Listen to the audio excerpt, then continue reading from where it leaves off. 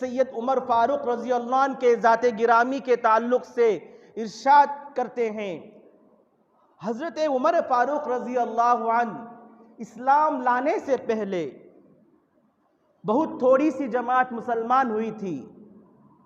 حضرت عمر فاروق رضی اللہ عنہ لوگوں کو جو اس وقت مسلمان ہو گئے تھے ان کو ستانے، ان کو دھمکانے میں کوئی کسر نہ چھوڑی تھی، یہاں تک کہ ایک مشورہ ہوا، ایک کمیٹی قائم ہوئی کہ انہوں نے کہا نعوذ باللہ محمد صلی اللہ علیہ وسلم کو کون قتل کرے گا؟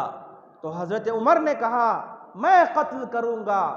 سب نے کہا ہاں تم ہی اس کے حقدار ہو، تم ہی یہ کام کر سکتے ہو۔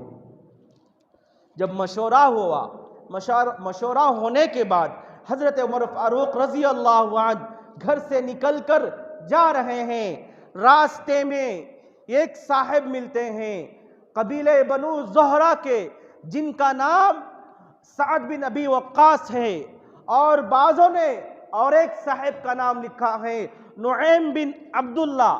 بہرحال جو بھی ہو، جو اصلی روایت ہے جس کو حضرت مولانا شیخ زکریا رحمت اللہ علیہ نے پسندیدہ قرار دیا ہے، وہ سعد بن ابی وقاص رضی اللہ عنہ ہیں۔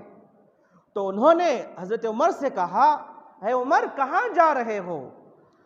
حضرت عمر نے کہا نعوذ باللہ میں تمہارے نبی کو قتل کرنے جا رہا ہوں۔ ایسا لگ رہا ہے ایسا تو بھی بے دین ہو گیا، یعنی مسلمان ہو گیا۔ حضرت سعد نے کہا ہاں میں بھی مسلمان ہو گیا، یہ سننا تھا کہ دونوں تلوار لیے اور لڑنے کے لیے تھے۔ حضرت سعد نے کہا اے سعد پہلے جاؤ اپنے گھر کی خبر لو، اپنی بہن کی خبر لو، وہ دونوں مسلمان ہو چکے۔ حضرت عمر رضی اللہ عنہ غصے سے آ رہے ہیں، دوڑے دوڑے گھوڑے پر سوار ہو کر آ رہے ہیں، دروازے پر، بہن کے دروازے پر کھٹکھٹاتے ہیں۔ حضرت عمر کے آنے کے ڈر کی وجہ سے حضرت خباب بن ارت رضی اللہ عنہ جو حضرت عمر کے بہن اور ان کے بہنوی کو کلمہ پڑھا رہے تھے، قرآن پڑھا رہے تھے، ان کے آنے کی ڈر کی وجہ سے حضرت عمر رضی اللہ عنہ چارپائی کے نیچے، ہمارے زمانے کے اعتبار سے پلنگ کے نیچے جا کر چھپ گئے۔ حضرت عمر رضی اللہ عنہ بار بار دروازہ کھٹکھٹا رہے ہیں، دستک دے رہے ہیں۔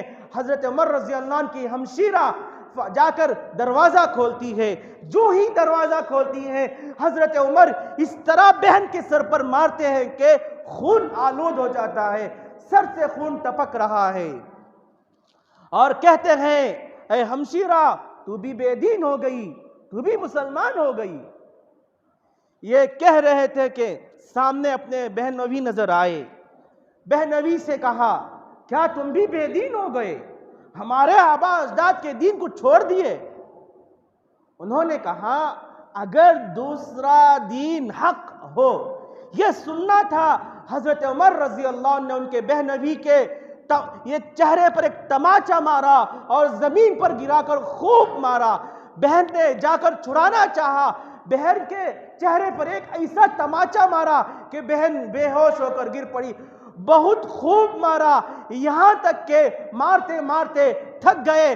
حضرت عمر کی ہمشیرہ، حضرت عمر کی بہن نے کہا اے عمر ہم مسلمان ہو چکے ہیں، ہم نبی کے ہاتھ پر ایمان لا چکے ہیں، ہمیں پتہ چل چکا ہے کلمہ کا کیا مطلب ہے، نبی کی مجلس میں بیٹھنے سے کیا ثواب ملتا ہے، نبی کی باتیں کرنے سے کیا ایمان تازہ ہوتا ہے، نبی کے اقوال کو دیکھ کر، نبی کے کام کو دیکھ کر ہم مسلمان ہو چکے۔ اگر تو مارنا چاہتا ہے تو ہمارے جسم سے چمڑی نکال دے، تب بھی ہم اس دین سے نہیں پھریں گے۔ حضرت عمر رضی اللہ عنہ بے تحاشا مار رہے ہیں، مارنے کے بعد تھک کر بیٹھ جاتے ہیں۔ اب بیٹھ جاتے ہیں، دیکھتے ہیں کہ ایک پرچہ جو پہلے زمانے میں پیپر نہیں تھا، چمڑے پر لکھتے تھے، صحیفے لکھتے تھے، قرآن مجید کی آیت لکھتے تھے، وہ صحیفہ حضرت خباب بن ارت رضی اللہ عنہ حضرت عمر کے آنے کی وجہ سے، ڈر کی وجہ سے وہیں چھوڑ کر چلے گئے تھے۔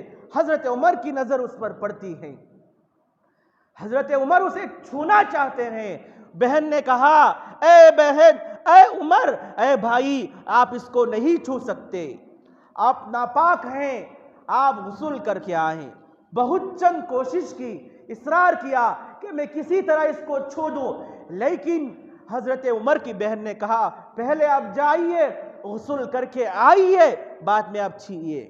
تو حضرت عمر رضی اللہ عنہ جاتے ہیں، غسل کر آتے ہیں، جب وہ پرچے کو لیتے ہیں، لے کر پڑھتے ہیں، اس میں یہ آیت لکھی تھی قرآن مجید کے 16ویں پارے میں، سورہ طٰہٰ ہے، اس میں یہ آیت موجود ہے، انی انا اللہ لا الہ الا انا فاعبدنی واقم الصلاۃ لذکری۔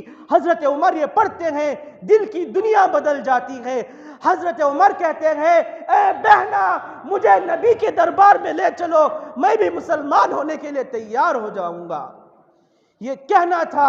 حضرت خباب بن ارت رضی اللہ عنہ جو وہاں چھپے تھے، وہ آئے اور کہا اے عمر رضی اللہ عنہ، اللہ کے نبی صلی اللہ علیہ وسلم پنچمبے کے دن، فارسی کا لفظ ہے پنچمبا، یعنی جمعرات کے دن تمہارے لیے دعا فرمائی، اللہم اعز الاسلام بأحب هذین الرجلین الیکا بأبی جہل او بعمر بن الخطاب رضی اللہ عنہ۔ اے عمر، آپ صلی اللہ علیہ وسلم نے پنچمبے کے دن یہ دعا فرمائی تھی، اے اللہ ابو جہل کے ذریعے یا عمر بن خطاب کے ذریعے اسلام کو غلبہ عطا فرما۔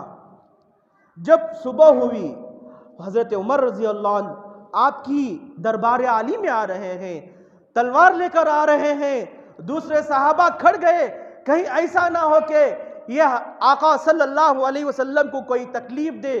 دوسرے صحابہ تلوار نکال لیے، حضرت عمر آپ صلی اللہ علیہ وسلم کے پاس گئے، حضرت عمر جا کر کلمہ پڑھے، مسلمان ہو گئے۔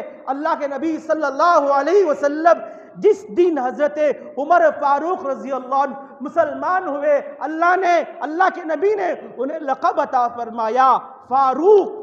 فاروق کے معنی آتے ہیں دو چیزوں میں حصہ تقسیم کرنے والا، صحیح راستہ کون سا ہے، غلط راستہ کون سا ہے۔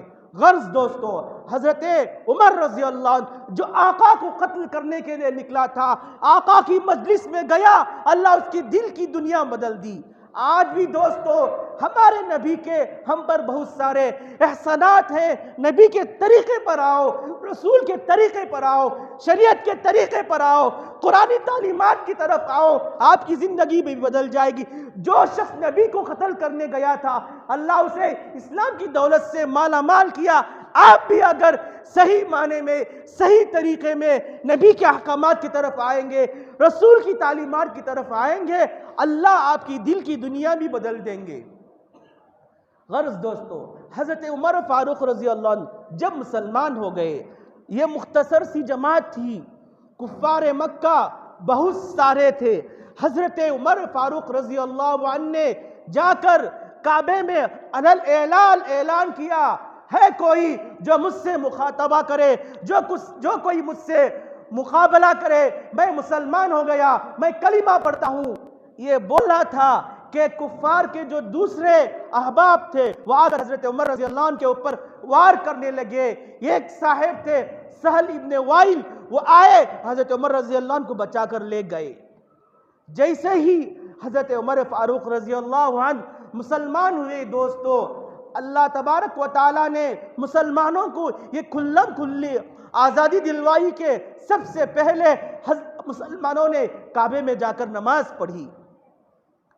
حضرت عبداللہ بن نعیم رضی اللہ عنہ فرماتے ہیں حضرت عمر رضی اللہ عنہ کا مسلمان ہو جانا گویا کہ مسلمانوں کی فتح تھی، اور ان کا ہجرت کرنا مسلمانوں کے لیے مدد تھی، اور ان کی خلافت جو تھی مسلمانوں کے لیے رحمت تھی۔